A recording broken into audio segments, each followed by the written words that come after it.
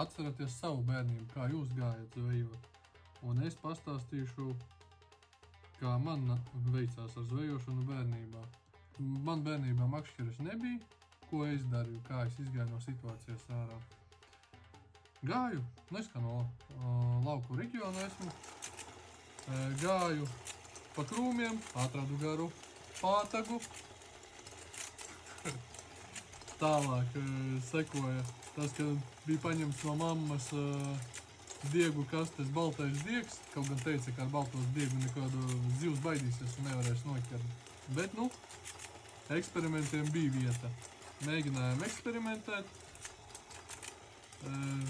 Tālākais. Protams, bija jāatrod kaut kāds āķītis.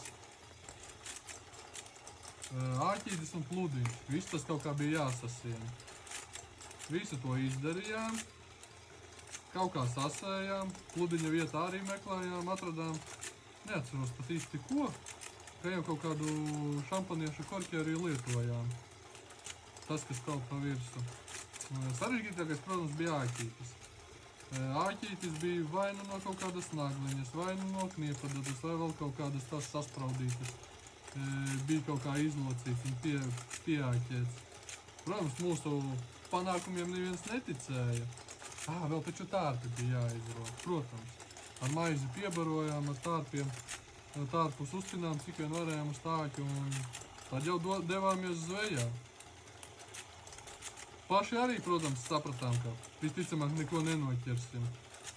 Bet bija arī reizes, kad bija tādi brīnumi, ka kaut ko izvilkām ar to pātagu, balto diegu no diegu kastes un ar to āķīti pat nepateikšu no kā īsti.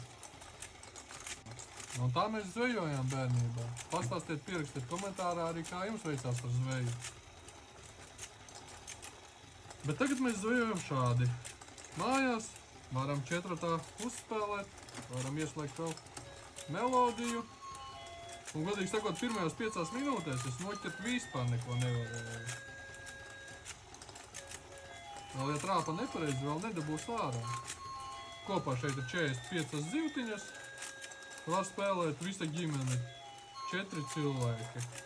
Un šī spēle pieejama pie mums amrion.lv.